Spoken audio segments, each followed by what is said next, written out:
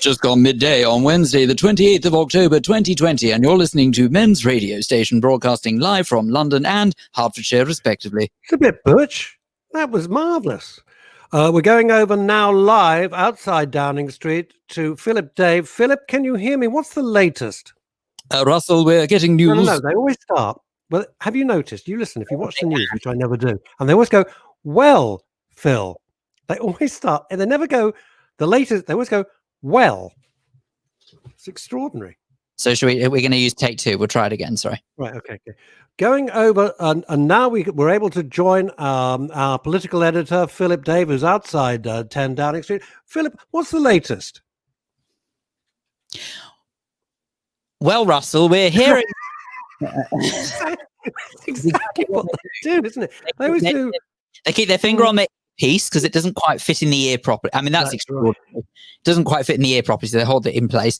Then if they're trying to cancel out background noise, they hold their hand over their ear, which of course looks a terrible shot when you're first cutting to them. And then they're unsure whether or not you've actually thrown to them. And then when they finally realize you have thrown to them, they stumble a little bit. I always thought they were doing the Bee Gees. When they do that. Right. Let's say hello to some people here. Paul Andrews, is it Hat Week? Who knew? It's not necessarily Hat Week. I'm just in the mood to put on my hat from Jermyn Street. I'll tell you the story of my hat, which seems to amuse my other half hilariously.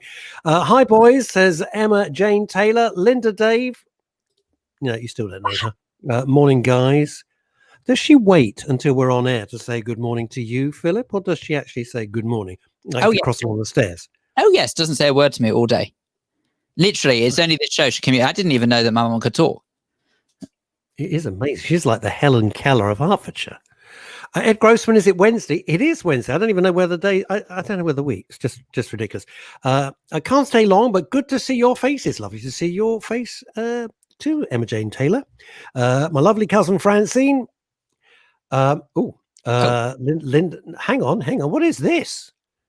What is this from Cooper Margaret? I don't think that's something that we're going to read out on air. It might be what we call spam. I'm not getting involved in that. That looks like a load of old rubbish to me. Now, my hat. So a couple of years back, I was walking up Jermyn Street, having just had a little meeting at the Jermyn Street Theatre with my pals. And they were moving. It was a company called Bates, a very famous hat shop in Jermyn Street, which is the most beautiful street in London, I think. And they were moving. So everything, oh, cool. There she is. So everything was really reduced. They had a cashmere hat, a flat cap in cashmere, 50% off. What? Couldn't resist. What? As in cashmere? What? As in cashmere? No, hang on. What? As in cashmere and took us? Cashmere and took us. That's the one. Wow. That's the one they did. So I bought it. This was my pride and joy, my cashmere flat cap, exactly this color and everything. I loved it. Walking Ebony, the dog, and a gust of wind comes along and blows my lovely cashmere hat straight into the River Thames. Oh, I remember when that happened. It's gone. Anyway, I've replaced it with a sort of merino wool one, but the prices went through the roof. Did I have a bargain that day when I got the cashmere hat? And I'm always reminded when... I'm slightly surprised, Russell. I'm surprised you didn't replace it with a boater.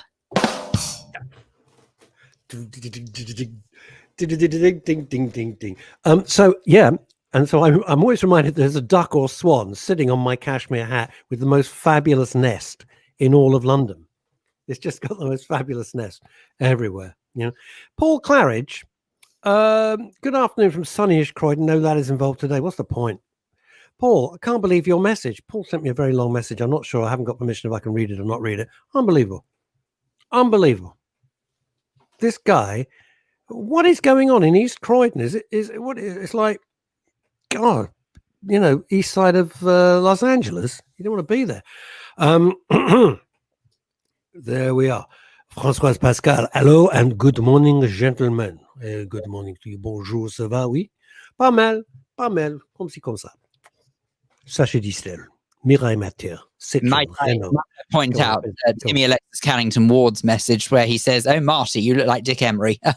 Timmy. You are awful, but we like you. Dick Emery, what a totally underrated. At the time, those of us of a certain age, Dick Emery was a comedy god, absolutely huge. And now there's certain comics who I thought were fabulous, who wouldn't, like, I don't think Phil would know who Arthur Haynes is. He is way too young for that. Arthur Haynes was a wonderful comic. Dick Emery, Harry Worth, another fabulous, gentle, wonderful comedian. And of course, the greatest of them all, that people, I think so many people have forgotten, the magnificent Dave Allen. Did you ever used to? Oh, Dave Allen. Wow. My dad's favorite. What a genius. What a comedic genius he was. No, you don't know Dave Allen? Phil? Wow.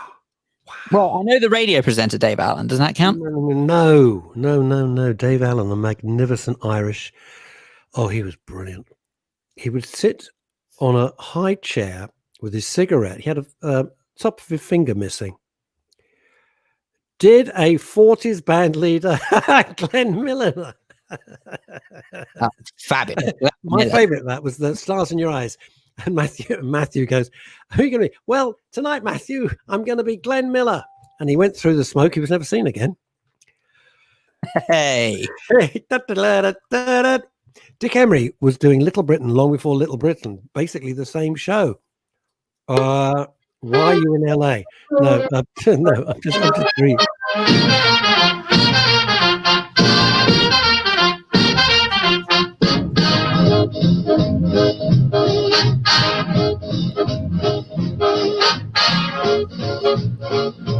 Oh, gotta love a bit of Glenn Miller.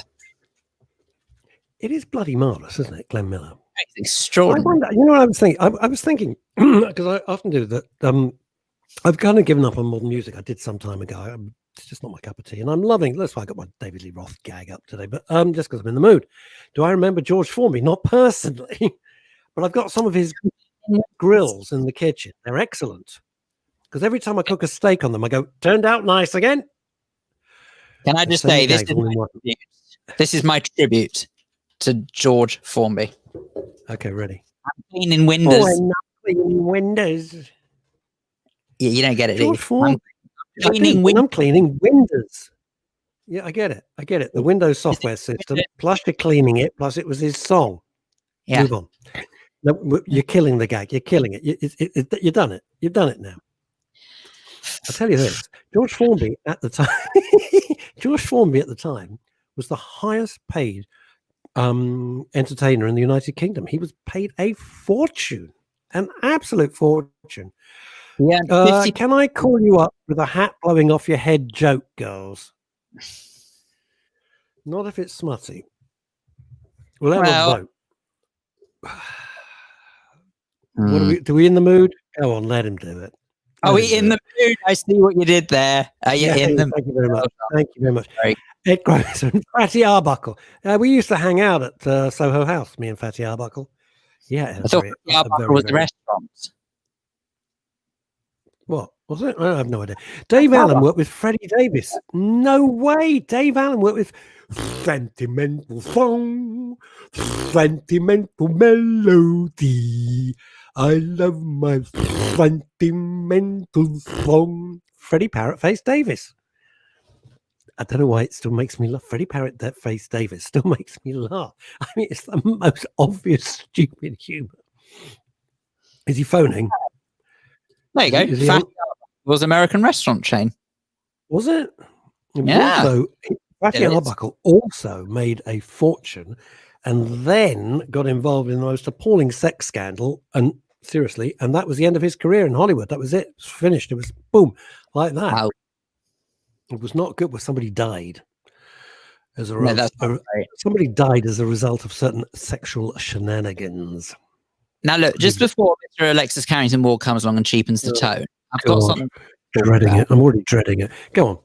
Right, now I've got to talk about something because I've got a real insight into how nuts the world has gone this weekend. It's gone, right? I mean, I had a rough idea that it wasn't great, but honestly, this weekend just really proved it to me once and for all. I went along to the local shopping centre and this is not a game. I didn't buy this, that, and the other. It's all fine. But I went to the local shopping centre on the weekend just gone, And in particular, I was going to a certain technology shop that will remain nameless, but let's just say it's a type of fruit and it's not blackberry.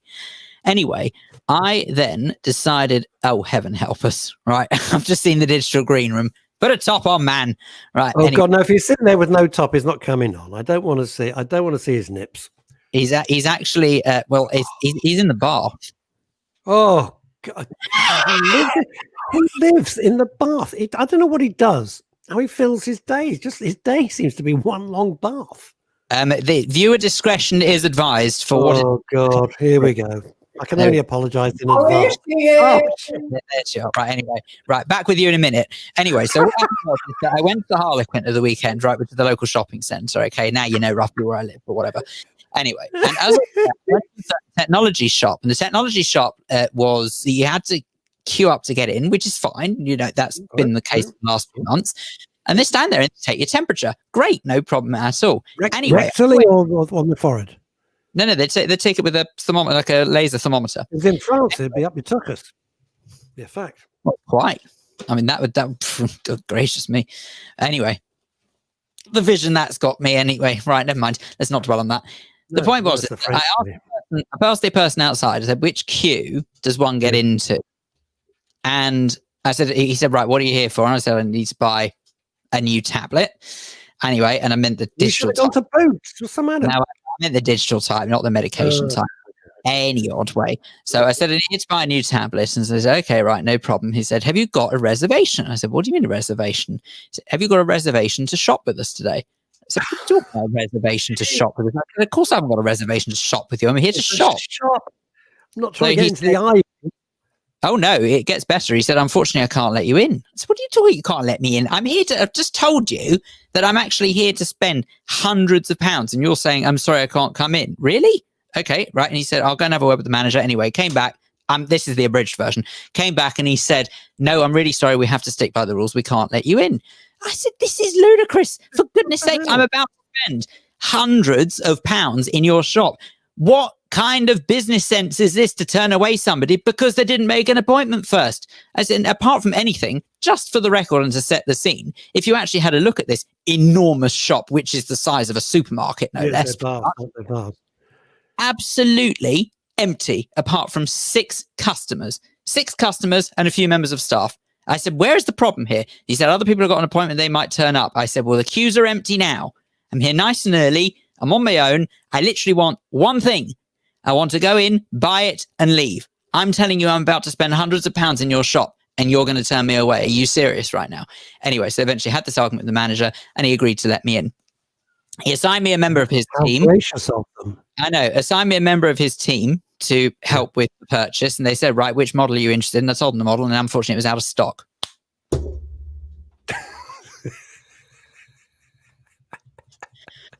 And I was more annoyed with myself that I didn't think to say to them, like a schmuck. check. Can you please check to make sure it's in stock first? Anyway, so the world. There you go.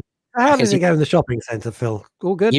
Well, I went there for no other reason. And of course, I had to pay for the parking and the privilege of nothing. Anyway, you do actually have to now make an appointment, apparently, to go into certain shops. Unbelievable.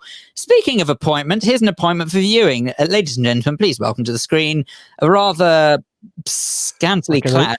Yeah, I'm sorry. Be brave, everyone. Oh, Christ. Here she is. Can I just suggest, actually, you've got rather a nice bathroom going on there by the look of things. Unless a certain angle, unless you've just gone for a certain angle that makes it look better than it actually is, and behind you is a bit rough.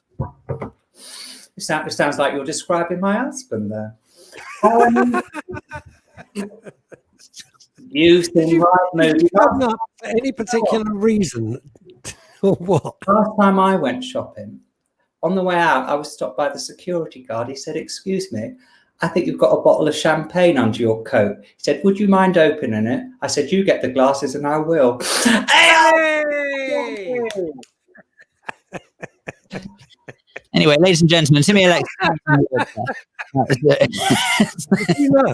Did you know that? No, that's no good. Listen, I've just got 2 more bookings for my show above the Stag Theatre for December. That's good, isn't it? But when is it? This thing? The 12th and the 13th. Speaking of champagne, excuse me, the Queen of Champagne has graced us with. Tina Holtz, a very good afternoon. Tina Bollinger. What do you say? Call her. With that champagne, Tina Holt. Too much. You see? I did clever. Oh, that's You're on quite clever. fire today. You're Now on fire. listen, I've got my hat. Him talking about his hat blowing off. Yeah, come on. Don't remember that, but fair enough. I was on my holidays and I'm walking along the front and I see this old woman. She's walking in a lovely summer's dress and the wind's going at her and her dress keeps blowing up. And I can see she's not wearing any drawers. So I can see everything going on. All the dress blowing up. All she's doing is holding onto her hat like you should have done, Russ. Anyway, eventually I thought I could see it all. So I went up to her and I said, darling, your dress is blowing up and I can see your money box, she said. And all you keep doing is holding onto your hat. She said, that's 80 years old. The hat's new. I'll go. That's my hat. I'm here and I've got a show coming live. What do you think? I think I'm going to go down a storm. I think you're going to go down for life anyway. Thank you very much. Right, there you go. Lord. Gracious me. Absolutely. I don't like to laugh because it almost encourages, but he's quite funny. Here she is, YouTube. Watch me, I'm great. Yes, goodbye, Timmy. Yeah. Bye. I'm waiting to be switched off. You can switch me off now, GJ. Thank you. Yes, Yeah, you almost called me something else there. Stop it. Goodbye. Right, there you go. Just in case you wondered, he did say GJ, not DJ. Yeah, he's so low key, shy. I think shyness is holding him back in his career. Yes, you can imagine he really struggled at school, actually, with trying to make friends and alienate people. Can you imagine? You know what, actually? I appreciate he is totally and utterly off the flipping wall. But then again, having said that, I like that in a person. He's not actually. In real life, he's incredibly... he's very thoughtful when he shuts the hell up. But he's actually very thoughtful. Very interesting guy. Right, here's a message from Paul Claridge. Now, Paul Claridge, as you know, is the fellow who is he got cancer. It was absolutely shocking. Oh, hello, I'm behind here. Right, okay. So Paul sent me a private message, which I was not going to get involved with unless he said it's okay, because private messages is exactly that. So the message which Russ referred to earlier, which I sent last night. Well, another day at East Croydon. Would you like to read this? Phil, I'd be grateful. Why not? Hang on just a second, would you? Right.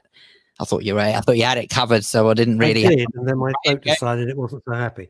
So Paul Claridge has said that the message which Russ referred to earlier, which I sent last night, well, another day at East Croydon, and yet again, I find myself having to summon the police because a moron became aggressive and threatened me with violence. This time, had to use my security training as the had me concerned. Cornered. I beg your pardon, cornered. I'm so sorry. I was concerned at the same time.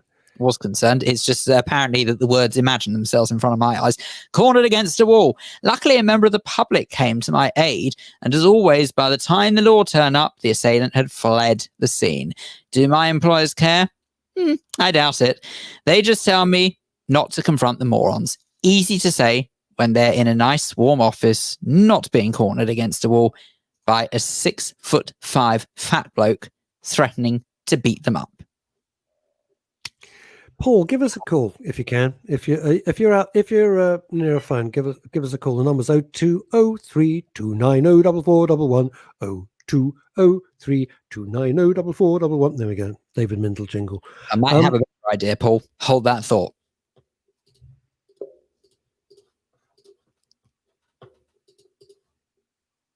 I'm resumed. Okay, fine. Okay, I held the thought and nothing happened. No one arrived with tea. That was it. So Paul has just the roughest. What is it going on in East Croydon? I want to know what this type of bloke was, and I really want to know what.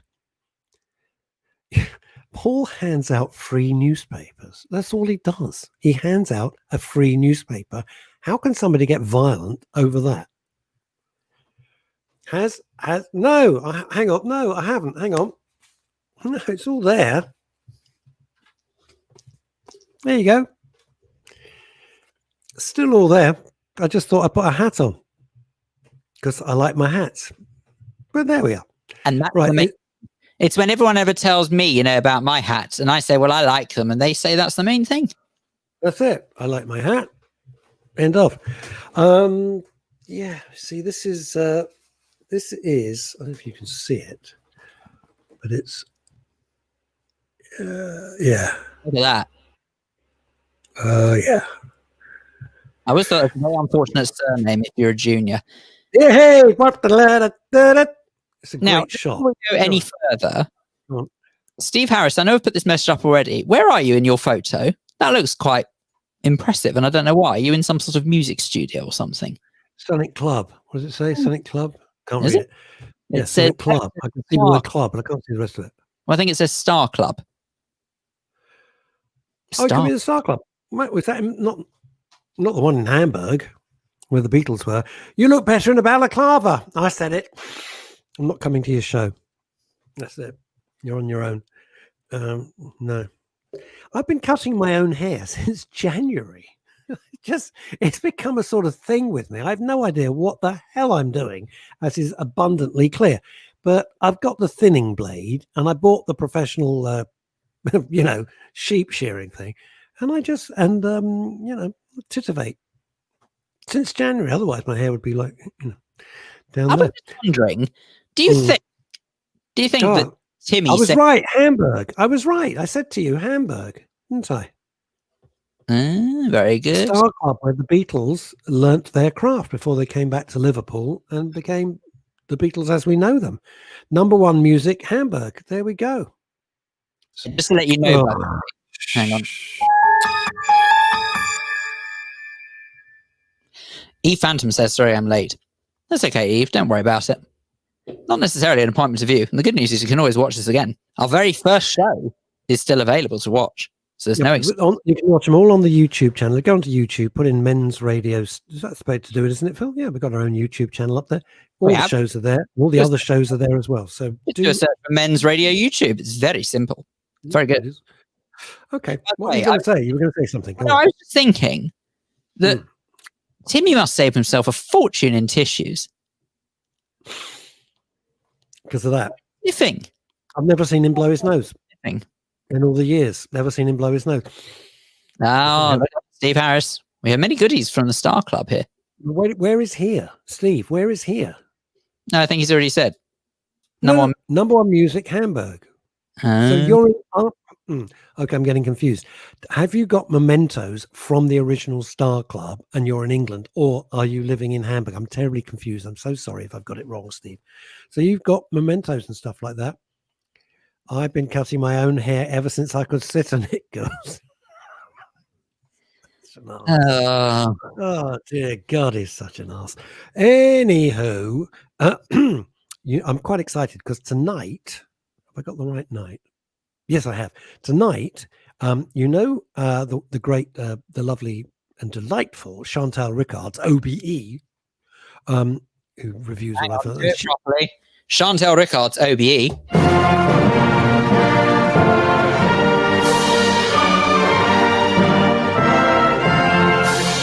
There you go. Anyway, yes, sorry. Chantal Ricard.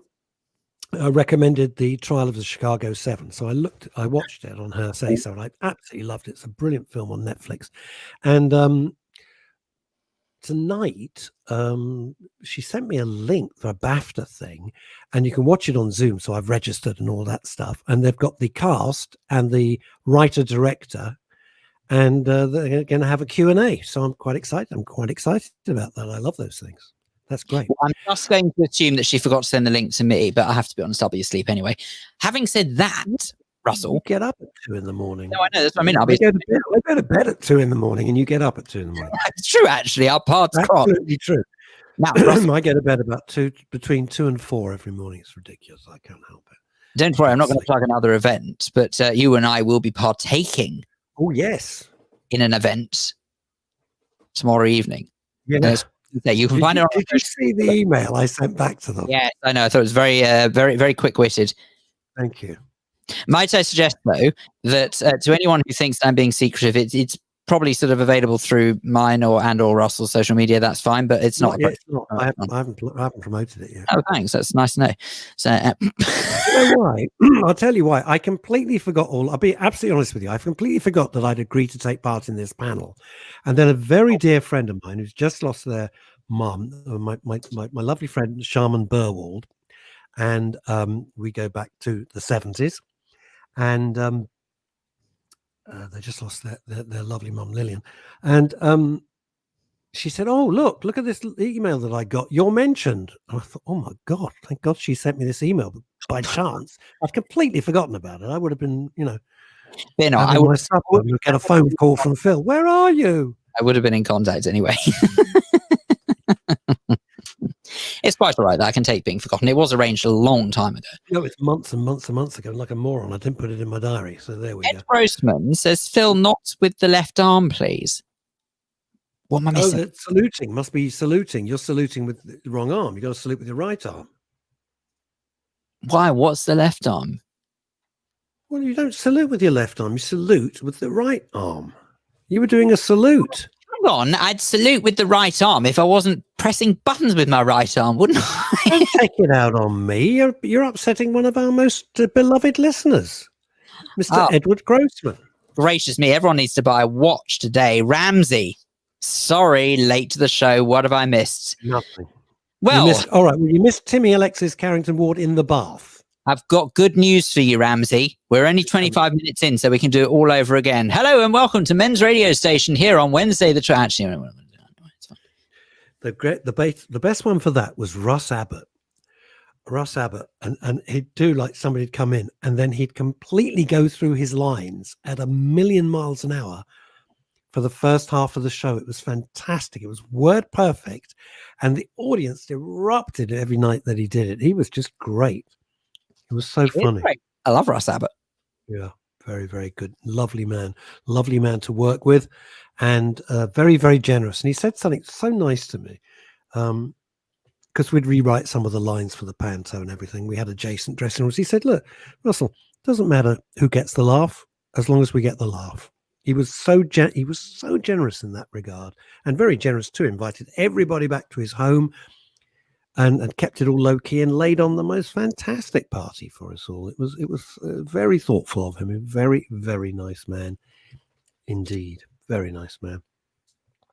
And so professional. He said, "I know you're getting," he would say to the cast, "I know you're getting tired, but remember this, that the audience has never seen the show before and they've paid good money. And for them, it's a first time experience. For you, you've gone through it so far 70, 80 times. But they've never seen it, and they deserve a top performance every time." And he was right. Is Paul Claridge going to do? Is he going to come on, or is he flogging the papers? He can't phone in today, but he'll probably try and phone in on Friday, so that's fine.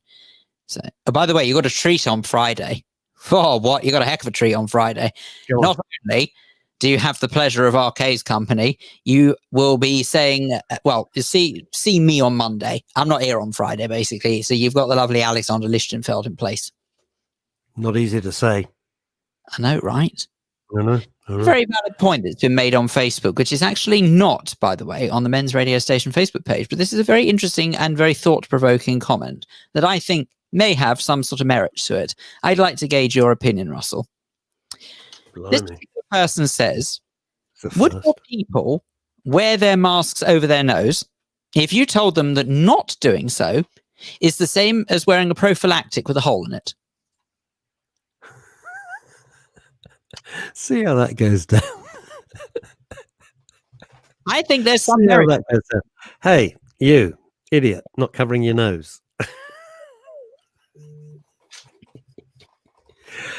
Today I got a zinger in today. I went to my local little coffee shop, right, to get some bits and bobs. Little coffee shop? No, not little. No, it's an independent little tiny coffee shop. Oh, sorry. And it's opposite a very old church on a cobbled street. No. And it's serious. It's all very, very old. And I love it. Sort of original, Victorian London. And a very narrow little cobbled street, beautiful churchyard and everything. And there's a big funeral cortege including 2 magnificent black horses with the glass carriage, and then the cars behind, and the horses have got the big black plumes, and they've got all the funeral directors and everybody looking immaculate in black frock coats. And it's a real South London traditional funeral, right? So all the people with waiting for the coffin to come out of the church and be put into the glass carriage, they're going into this little shop. You can only go in one at a time. It is that small, and to get a coffee. And you normally wait on the little cobbled street, and then the person comes out, and in you go. Anyway, I'm getting my bits and bobs, and one of the funeral directors comes in, and he's standing too close to me. He's not wearing a mask, and he's standing too close. He's not waiting in the street. And I turned to him, and I went, unless you're touting for business, would you mind moving back a little bit? And he got the gag. No, we don't want to joke about funerals. Thank you, Timmy. Save it for your fabulous, fabulous show. I mean, my personal favourite. I mean, I know it sounds a bit daft to say personal favourite because it sounds like a bit of an oxymoron. But there was someone whose cremation I went to that had a fabulous sense of humour. As the coffin was going through the curtains, this was playing. No.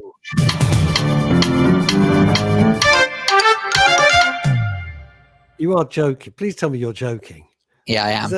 Quite a gag. Oh, I think that would be fantastic. I think that'd be great. What, as the curtains open, they play the theme from Countdown? Amazing. In time with the music. That's horrible. Oh, come on. Gotta have Is it a reflection on religion? There only seems to be old churches, says Michael Swindles. Don't know. Not sure. No, I think it's a reflection on this country. A reflection on this country as to the religions that were permitted in this country until very, very recently, and technically in modern history. Oh, goodness me! Is someone else is late? Where they all been? Harper, really? Where they all been? This is the question. What's going on? It's an interesting question, that, Michael Swindles. A reflection that only seems to be old churches. Yeah. Now, who else is struggling a little bit? Who's struggling today? Anybody? Because it's rough, because there's no end in sight, and there doesn't seem to be any. It's always easier, isn't it, in life? You say, well, that's the goalpost. If we get through this, we reach that point, we're through. Well, as there's no end date at all. I don't know. I think a lot of people are really, really struggling now. Hard, very hard indeed. And I think the way people were thinking was that, 2020, well, let's write it off. Hooray for 2021. And my view is that 2021 actually will be the same, if not possibly worse, because by then we'll have had the American election, and God only knows what's going to happen after that. Seriously, I really am very concerned about it. And way with the American election, whatever the heck the outcome is, I think that there's going to be trouble afoot. So, what is it? What's he written now? What? What is he? He can't be drunk this early in the morning. Well, I don't know. Could be. We don't know what he was drinking in the bath, do we? Well, I know matey. Soda in it, but I'm not sure. He was probably drinking matey. I'm really struggling today. You know, the best thing Timmy could do: get a job. That would be something. Then he wouldn't drive us mad. I think I'm very concerned what's going on. And have you been following? I don't want to make this a political thing. It's kind of mental health, because it's just like, oh God, what else? You watch when Joe Biden speaks. I'm not a big fan of Trump. Please don't think that I'm saying he's great. He's a ghastly man.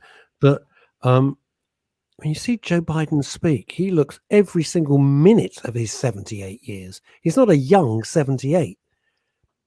He's like a really getting stuff wrong, getting the names wrong. This is going to be the most powerful man on the planet. Kind of helps if you got all your faculties. That should be like the best. This this is the very big problem with the way the American political system works. I'm all for an either or. I have to say, I think that the fact that you can either choose Republican or Democrat makes it so much easier and actually offers more certainty in politics because you're going to get one or the other. So from that point of view, I actually think the American political system is much better than our one here. When you've got endless choice, it's been proven anything, anywhere around the world, any country that has multiple parties, it never fails. It just weakens the vote and you end up with loads of people who are unhappy because they don't actually get what they want. Anyway, if you shove that to one side and look at the way that the American political system works primarily, it's based on money. Whoever has the most money is the one who can run for president. And unfortunately, when you've got two men who are wealthy enough to run for president, they've got to be of a certain age to have saved up that wealth unless it's been inherited. And that's regrettably kind of where it's gone. So, and it is very, I think, very wrong that that's the case. It is, because these campaigns cost billions, not millions, billions of dollars, billions to run these campaigns. Ramsey's come up with a very interesting point. My brother lives in LA and split with his girlfriend over her support for Trump. Trump is not good for his mental health. I think that's very true. I was at a dinner in met some people and said, "Oh, come over for dinner." And I went over with my dear friend Shirley Green. I'd never been to their house, and I didn't know the other people at the dinner table. It was a lovely evening. And then one of the people at the dinner table, this was about 3 years ago now, about 3 years, and said something that he liked Trump and this, that, and the other. Then he went off to the loo. The atmosphere at the table. Oh my God. He's never coming back here. Don't you ever invite that guy to our house again. Man, it kicked off. It kicked off massively. Whew. It was serious. You know, Michael Swindell's, it's sponsored wealth. Yeah, it is sponsored. It's, you know, because these political parties have to do the fundraising all the time. All the time. The whole time. It's interesting. I'm going to be talking in future shows about something called Reclaim. It's not the Lawrence Fox party. I forgot what that's called. I forgot that's it's gone out of my head. But there's a new initiative called Reclaim. And I haven't got all the facts in front of me now. It's only about to be launched, but it's quite interesting. It's a group of pretty influential individuals who've got together to try and put some sanity back into life in some way. So it's I've been having various correspondence about it, and when it's all in place, we'll have a little chat, see what everybody thinks about it. Ramsey, could you read this for me, Philip? I'd be so grateful. I'll send you £1. Thank you. I'd like to think the US will become a kinder place under Biden, whatever his politics, purely down to his demeanor and how he talks to groups of people. Yeah, but Ramsey, regrettably, I think that's I understand why people think like that, because Trump is so the other way, as it were. Mm. I really believe that it's a very blinkered view. I think the more people dig in to Biden and his politics, the more divisive it could be anyway, because he's not the biggest fan of quite a few other countries in the world. So he's, arguably Trump isn't either. So it's not necessarily sort of just because that he's Democrat that he's going to be better. He also is a very mature man, shall we say, in his years. And I can't help but think that sort of for someone who is of that many years to run for a term in office of a minimum of 4 years, possibly 8, if he makes the full 8 years, he's going to be 86 by the time he finishes being president. It's not going to happen. First of all, he's not going to win. And secondly, he's too old. You see, you could be a young 78, but he just doesn't seem to have any energy. And what concerns me is if you're meant to be the most powerful man on the planet, to get people... Telephone. Oh, it's about my dog. Excusez-moi. Now, hold that thought. I will fly solo whilst Russ is working on the phone call for the dog. But anyway, I mean, look, I can imagine sort of where Russ was going to go with it. And I don't necessarily want to turn this into a massive political discussion because that's not what men's radio is about. But I believe the reason why Russ brought that up in the first place is that he's kind of getting at how he's getting at how these kind of events in our life that are so beyond our control. And to anyone who says, no, we are in control of it because we can vote, do me a favor. You cannot be in control of the outcome of an election. You can vote and you can play your part in it, but honestly, it's not possible. Timmy Alexis Carrington Ward, I'm free if you want me, dear. Well, look, never say never, Timmy. You're welcome to join the conversation. You know how to do it now, let's be honest. So it's no problem at all. But also, I'm perfectly happy to chat. So whatever you'd like to do, any odd way. I just think that Ramsey, if Biden wins, he won't do the full 4 years. Well, then what the hell's the point? Seriously, if he won't even do the full 4 years, what on earth is the point of that? It just strikes me as bizarre. And then you sort of have the run that you stand the chance of getting his vice, who I absolutely can't remember what her name is now. So please forgive me. Russ, help me out here. What is the name of the person who's running for vice Kamala president? Harris. Thank you. Kamala Harris, of course it is. Kamala Harris is the only one with any energy, for God's sake. So then you stand the chance of Kamala Harris getting in. She will get in. I mean, she's the one they want. They don't want Biden. They want Harris. So obvious. You know, he'll just step down and should be running. He doesn't look like he's got... I'm getting everybody's names wrong. It's funny if Phil and I are doing it. We're not running the world. We're doing a radio show. When you're running the world, you want to get people's names right, the countries right. Not good. Sorry about that. That was the vet. It's the only calls I would take if it's for Ebony. It's for the vet, for the big follow-up. Oh. Do we know when the big follow-up is? I do, November 13th, 4:30. Yeah, Ramsey, if I can jump in with it's a lovely point, and it would only work if there was only one party and that was it.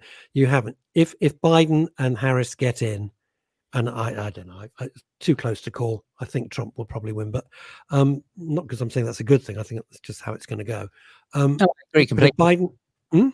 I agree completely. I think people are totally in denial of the support he has got. The number of people who are saying he won't win are those who are hoping it won't happen. It doesn't mean it will happen. Doesn't mean it will happen. I think the point is that whatever happens, it is stuff that is totally and utterly out of our control. And this is why we brought up this conversation in the first place.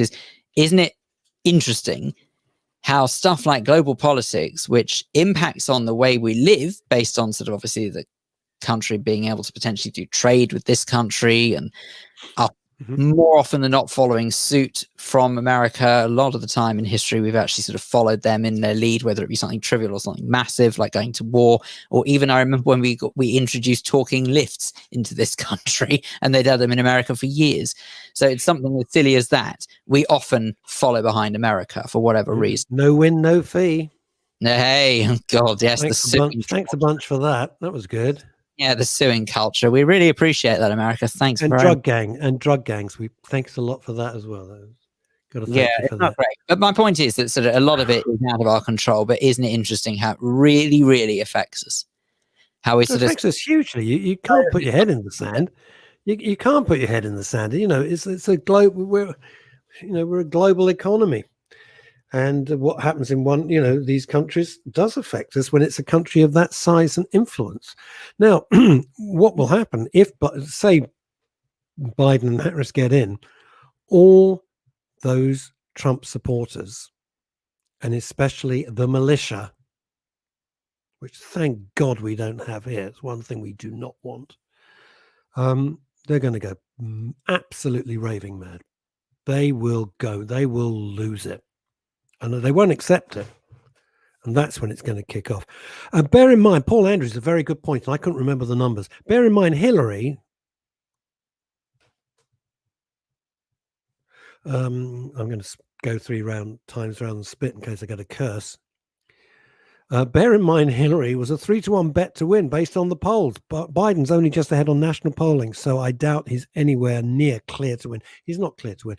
I mean, Hillary, the thing about her, 2 things. One, they had their celebration party the night before the election. Bruce Springsteen, who I adore, had loads of huge bands, all of whom were fantastic, had this huge celebration. Then she lost. He went from the boss to the DOS. Very good. That's very good. And also, when she lost, on the night, she went so mad, she kept screaming. What's going on? Oh, Ramsey, thank you. Oh. Do you Celebrate know, in all the years that I lived in America, and God knows how many times I've been there, I've never been to a Taco Bell. Let's celebrate the first drive-through Taco Never been to a Taco Bell. open this I week didn't in. know we had them. Yeah, this is a good thing. No, I know. The one I want to try, the best burgers in LA are apparently it's a chain called the In and Out Burger, and everyone says they're absolutely fantastic. The In and Out Burger. What's the matter, Gene? What's the matter? Gene Harper, my timing is so wrong. Thank God you're not a trapeze artist. That would be a very short career. There we go. How is my dog? Yeah, my dog's okay. She's kind of she's kind of okay. She's kind of okay. Yeah, she's all right. Have you seen? You know, all of this. The reason we talk about the pandemic, we don't give you all the facts and figures because you can get that anywhere else. But it is the mental health attitude and how it's all driving us completely around the bend. Taco Bell, quite good. Okay. Oh, speaking, it's always about him. It's always about her. Speaking of things American, we're off for a drive-in movie tonight. I said it. In-N-Out Burgers is our first up after exiting LAX. Yes, see, I was right. In-N-Out Burger. I tried to get there last time, and the traffic was just traffic in LA is just pants. So it was just diabolical. Anyway, right, can't get anywhere else any other way. Well, there's no public transport. People always say, "Why do you drive?" I said, "What are you going to get? A magic sleigh? Call up Aladdin and his carpet? There's no public transport. Of course, you're going to drive. You're going to drive everywhere." And each block is about the width of Regent Street, isn't it? They're huge. No, the blocks are gigantic. It's a very, very odd city. You can't go there as a stranger. You can't go there as a stranger. If you don't know people really well and have friends there, just don't go. You won't enjoy it at all. Because it's not an attractive city. If you're with people who know and you know where to go and the good places and the fun places, you'll have one hell of a time. I love it. But if you don't know people, don't go. It's because it's a city without any center. It's just a series of areas. It's a very odd thing. You know, any other major city has a center. Piccadilly Circus, Times Square, whatever. There's no center to LA.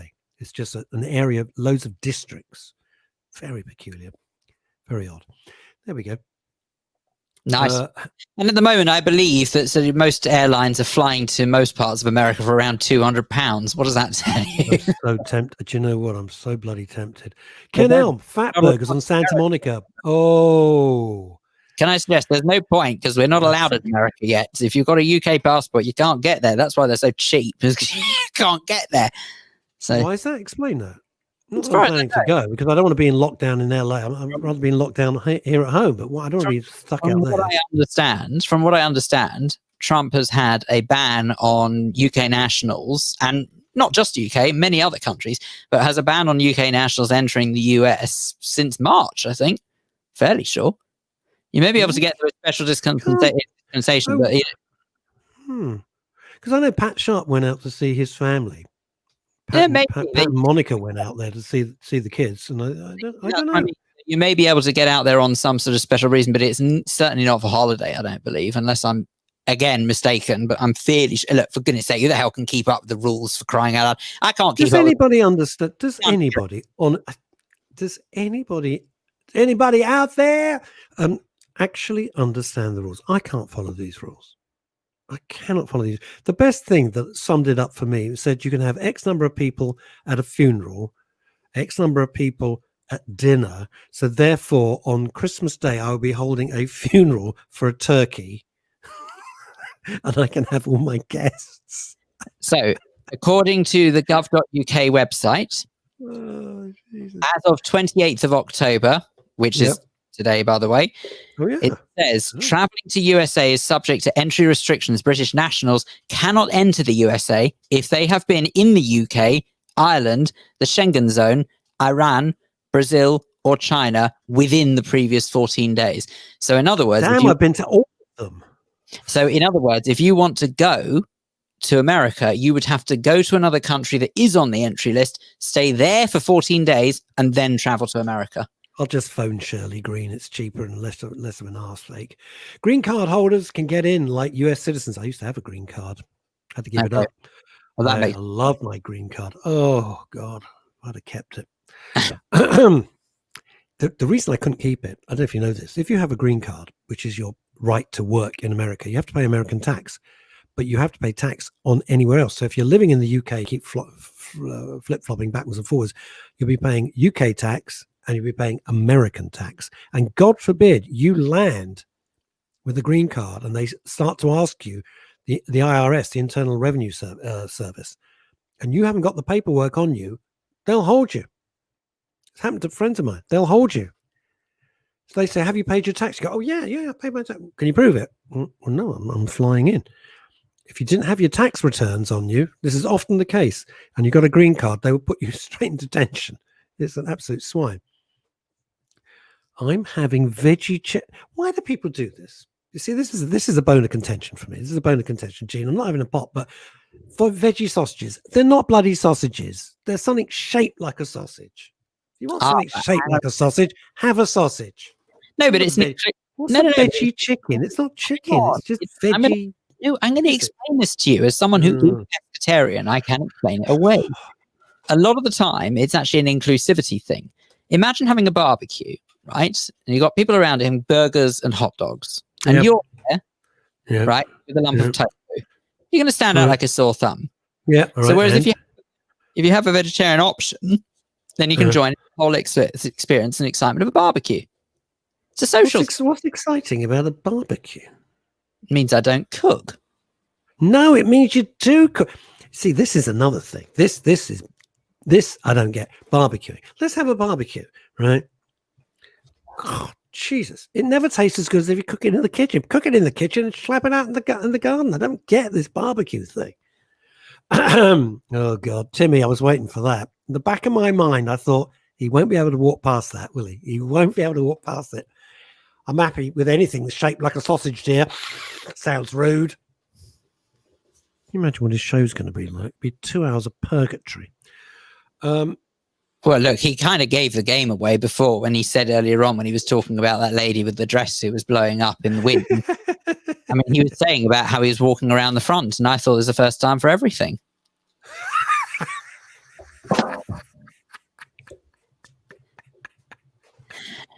Paul Claridge. Thank you.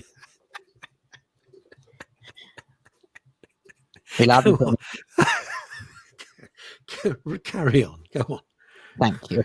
Paul Claridge has messaged in, as he often does, which is very good of him, and he has said that his friend, Tessa, fabulous jazz singer, lives in New York. She decided to vote early upon leaving the polling station, having queued for 8 blocks to get in. She was accosted by a lady brandishing a clipboard who attempted to ascertain who she voted for and then explain why she may want to consider changing her political opinion.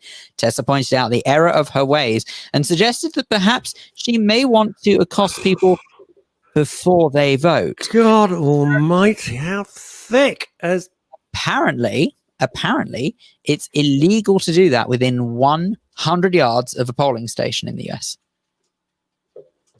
Here's the thing I don't understand. You see all these photos, and a lot of American chums on Facebook are doing this. And, hey, I went to queue to vote today, and the queue is just bloody gigantic.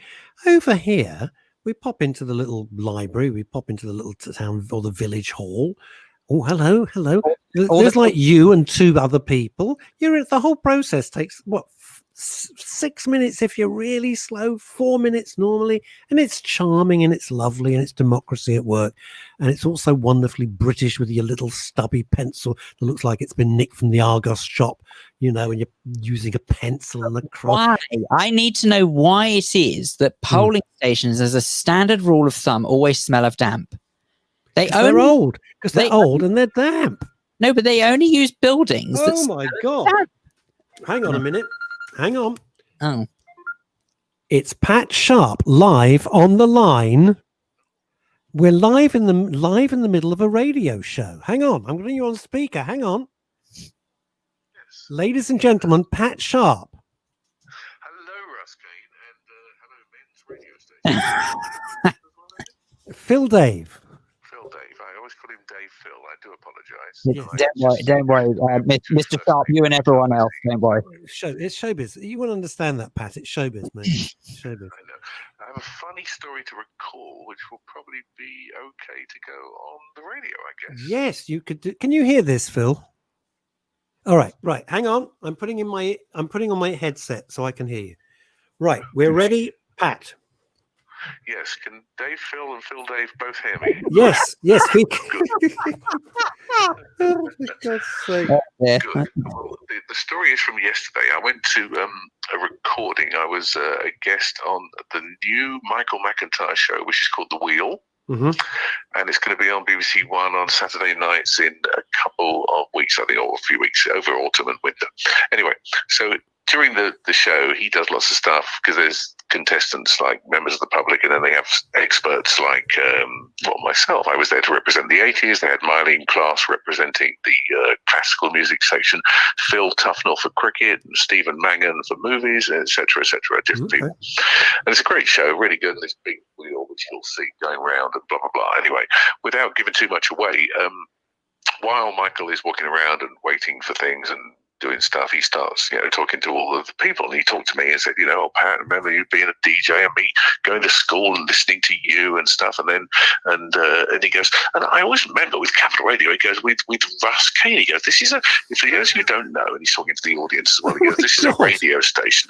This is a radio station that you'll all know. But in those days, they actually had an aeroplane that went up every day with Russ and looked at the traffic. And as it looked at the traffic, I'm thinking to myself, well, how's he seeing anything from up there? He's leaning over, but it's all cloudy and he can still see it. And all I ever heard was Scotch Corner and Jackknife Lorry.